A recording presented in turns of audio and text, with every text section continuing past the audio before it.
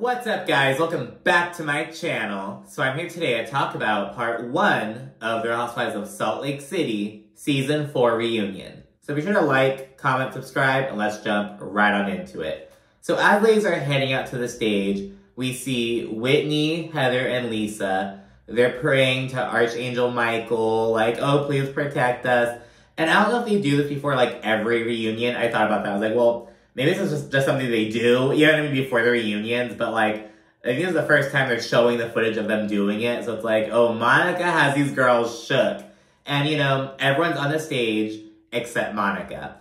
And then we see her, you know, heading down. It's like, it was just so deliberate, you know what I mean? And we see her going down and waltzing over to the first seat.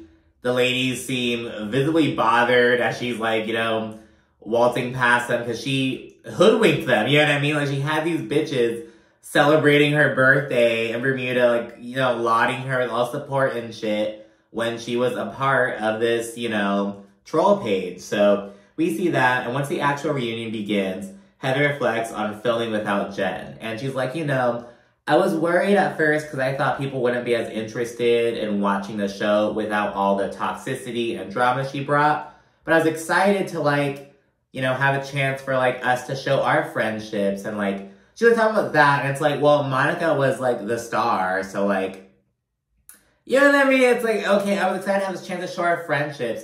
You did, but I mean, like, Monica was the star, you know? And the returning castmates discuss how Jen really, like, maintained her innocence up until the very end. And they all backed her up, though they all now believe that she was not so innocent, you know what I mean? Like, I think she actually did the things that she's in prison for. And, you know, because Heather and Meredith, they were with her, like, right before her sentencing and whatnot. And, you know, they were like, she was maintaining her innocence up until the end. Like, right before she went to the courtroom, she, like, texted Heather or called her or whatever. And she was like, you know, I'm going to take the plea deal, but I did not do, like, she maintained her innocence, you know what I mean? And they're all doubtful of that now. Then we get a Monica segment touching on how she went from being Jen's assistant to a federal witness, as well as her, like, money drama with Lisa about she thought Lisa was, like, $60,000, $60,000, $60,000, like, all that shit. And Lisa explains why the ring was so sentimental. Like, it wasn't just an expensive ring that she had just gotten. She mentions that, you know, after Henry, her younger son, was born, he had some complications and, like, it was pretty bad. And while they were going through that, John, like, gave her this beautiful ring, kind of like, it was like a symbol of, like, their family, you know what I mean? It was like, we have our 2 beautiful, healthy sons, you know what I mean? Like, because I guess they, like, were thinking of continuing to expand their family, and they're like, oh my gosh, like, what if we can't have any more kids? Like, something like that. So she opens up and gets really emotional about why the ring was so significant. And Monica's like, oh, well, you know, like, that makes sense. But Lisa says, but that's not anyone's business. Like, I didn't want to have to say that. And she shouldn't have to, you know, share this, like, very intimate personal story. You know what I mean? But she's opening up about how it's not just an expensive ring. You know what I mean? It was a ring. But she was emphasizing how much the ring cost. Like, in the moment, she was like, oh, the ring was $6,000. But she wasn't like, it's so important to me. It, like, you know what I mean? She even vaguely, I don't know. So she's opening up about that now. Angie then mentions the rumors that Monica stole Lisa's ring. And, you know, Monica's like, you know, I think it started with Lisa and Heather. She also mentions how the narrative that Monica stole it is, like, so, like, convenient and, like, stereotypical. Like, oh, the poorest cast member stole the ring, blah, blah, blah. And while doing so, Angie kind of pipes up. She kind of, like, chuckles a little bit. And Monica calls her a bench-warming bitch at that moment. Like, Monica and Angie were just, like, going at it so hard, like, in the moments when they did, like, clash. So, yeah, after shutting down the ring conversation, Monica speaks on her connection to Jen Shaw. She's like, you know, I was basically helping her out pro bono because I was her friend. She needed some help getting her life together. And Heather's like, so you were helping Jen as, like, because you're just a good friend? Like, there were no other ulterior motives? And Monica's like, no, of course not. And Heather provides a fucking voice recording of Monica saying, like, I can fully admit that I took this job as a stepping stone. Like, Kim Kardashian started as an assistant, and look at that bitch now. This whole, and it's, like, just so funny, because it's, like, a voice recording. It's like, oh my goodness. It just suggests, you know, there's some clout-chasing behavior behind Monica's decision, which, in my opinion, so I do realize, like, there are some people, like, who are, like, they make being, like, a celebrity assistant, like, that's, like, that's their career, you know, that's what they do. I think that a lot of people are doing it, like, for that, like, I don't know, I could never, that's all I can say, I just could never, like, my attitude was getting in the way. As soon as they talk to me crazy, I'd like, there's no fucking way. But anyways, Monica claims that she never expected to join the show, though she still, like, applied by emailing casting and whatnot, just like a bunch of other people. And Monica claims that she told production, oh, you know, your show sucks and it, like, the ratings need to get better, or it's gonna get canceled, and I can help improve it. And they're all like, oh, you said that? She's like, yeah, I said that. And we see a fucking screenshot of, like, her actual casting email, which is just like, oh, hey, you guys need, like, a feisty Latina to help shake things up, blah, blah. Like, nowhere near the sentiment she was expressing and whatnot. But, you know, of course she's being, like, exaggerating, embellishing and everything. Andy then asks about Monica's affair with her husband's brother-in-law, or now her ex-husband officially. And she says it was over a decade ago. And this is interesting because, okay, we know that Monica has her oldest daughter. She's like 17 during filming. And she has a different biological father, though she was adopted by, you know, this other guy.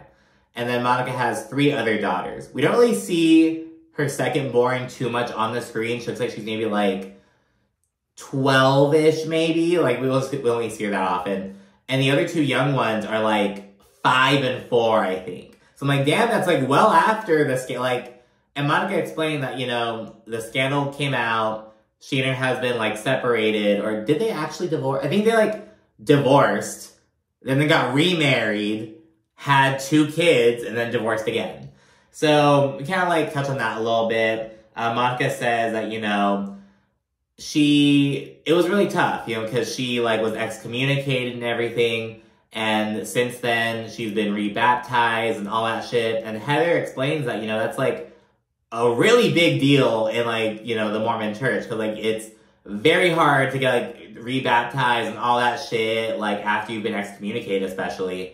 And, you know, she went through all the steps and everything to, like, get back into the good graces. I don't know where Monica stands now with the church. I don't know. But, yeah, touch on that a little bit. And Whitney empathizes with Monica because she explains that, like, you know, the affair was so long ago, but now she's on the show and talking about it. People are like, oh, you whore, blah, blah, blah. And Whitney's like, yeah, I had the same thing. Because in episode 1, she explained, yeah, like, Justin and I, we met, we were married to different people. We had an affair in the office. It was this crazy old thing. She's been very open about it. And, you know, since then, like, that was, like, they got married 14 years ago. Yes, they had the affair a long time ago. They even started a family and everything. But it, like, reopens old wounds because then you have all these strangers bashing you on the internet. People angry. Like, the thing that sucks, a lot of time people will, like, forgive, especially if it's, like, the man who cheats. The women will often, like, forgive the man, but they'll take their anger out on other women who, like, you know what I mean? It's, like, just spewing that vitriol and everything, and, you know. So Whitney really empathizes with Monica on that. And there's some people online that are like, oh, I had no idea Whitney, like, had an affair, and that's how she and Justin. It's like, she mentioned it in fucking episode 1, bitch. Like, I wouldn't expect people to, like, remember, like, season 1, episode 1 of, like, Beverly Hills at this point. But, like, we're on season 4 of Salt Lake City, girl. Like, it should be, you know what I mean? But, you know, I digress, whatever. We then get a segment centered on some, like, of the friendship drama. We see Whitney versus Meredith over the bathtub bullshit and, like, the sick child thing. Basically how Whitney felt like Meredith. She'll bring up, like, all these, like, crazy things that she's going through when she's confronted. So we see, like, that drama happen very early in the season. We see Lisa and Meredith reconciling also very early on. Whitney and Lisa, their grief-related drama much more recently. And Heather and Whitney, we see them reconciling earlier this season before beefing in Bermuda. So it's kind of a rundown of all the bullshit. I was like, damn, Whitney was very involved in, like, the drama. Mostly between, like, the core 4, as they're called, but, you know, whatever. Lisa and Meredith, as well as Heather and Whitney, they say that, you know, they're starting their respective friendships over and just kind of seeing what's up again. Whitney, she does admit, though, that there's some trust-related issues that she has with Heather, but, like, they're working on it. They're like all in a good place, basically. They speak on how Meredith only brings her issues up when she's confronted. Though Meredith says that, you know, her feelings aren't respected. So she's like, why would I bring these things up when the times that I do, you guys disrespect me? Like, you know what I mean? And, you know, Lisa and Whitney, they said they now have a better idea of how to, like, approach these things with Meredith and kind of, like, you know what I mean? Kind of, like, get to know how to navigate those things. That's the thing, you know, we're all constantly changing and growing as people. We have our own little things. And it's like with the people we care about, you have to kind of work on navigating those things or, like, discussing them, you know what I mean? But, so we see that. And still kind of staying on Meredith, Angie K admits that regarding the gay rumors, she was kind of giving Monica the benefit of the doubt while putting everything on Meredith.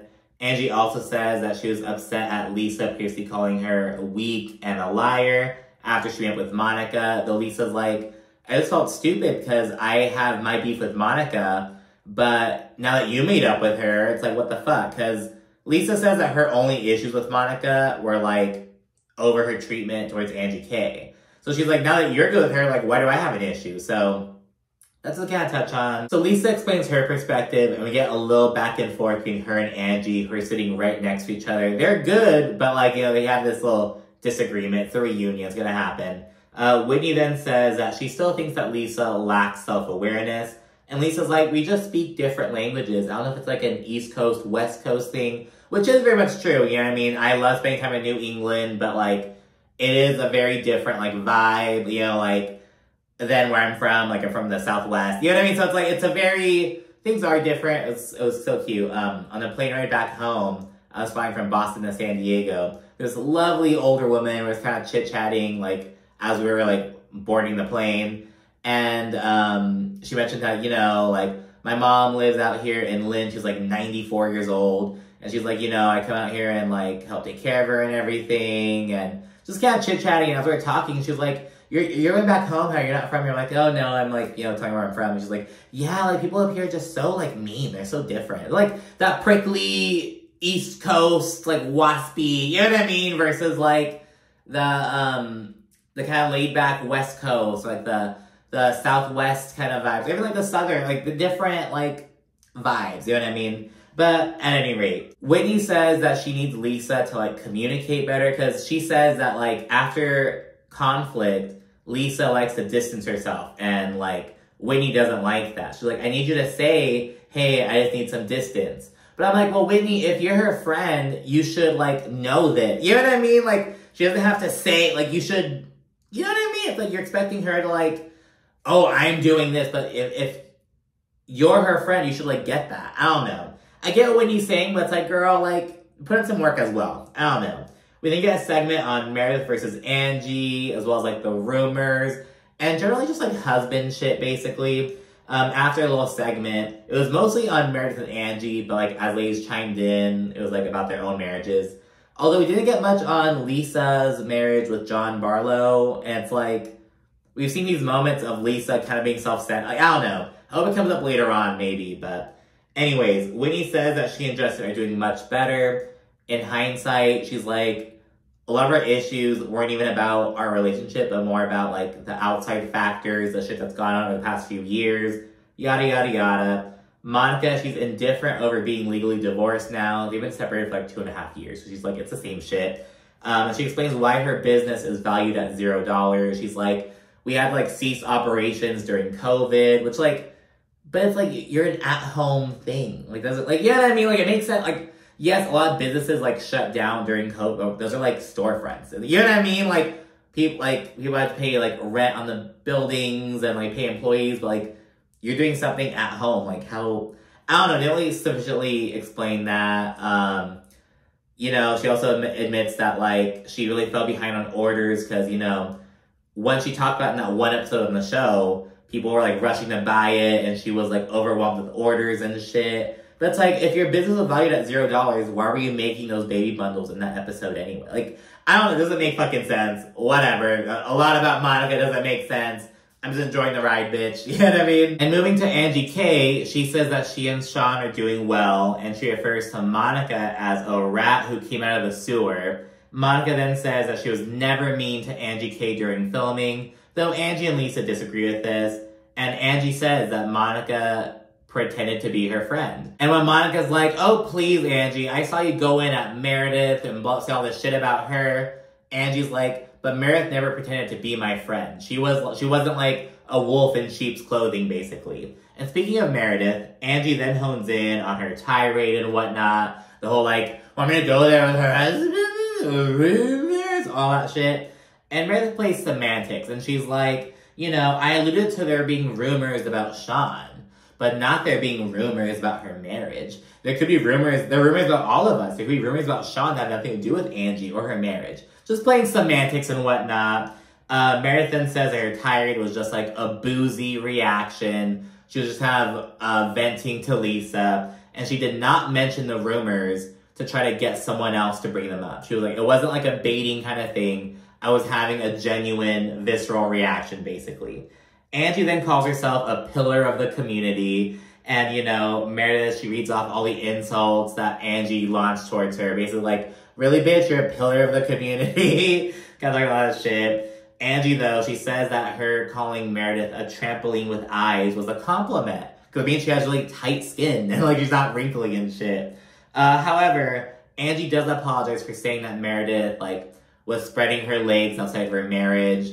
And she admits it was because, you know, I had heard that you and Sean were, like, seeing other people outside of your marriage, which they did do in the past. They kind of, like, separated a little bit. And Meredith's like, it's really shitty that you, as another married woman, are, like, you know, weaponizing past issues that me and my husband had when we're all good. Like, it's really shitty. So, you know, and I see Meredith's point with that.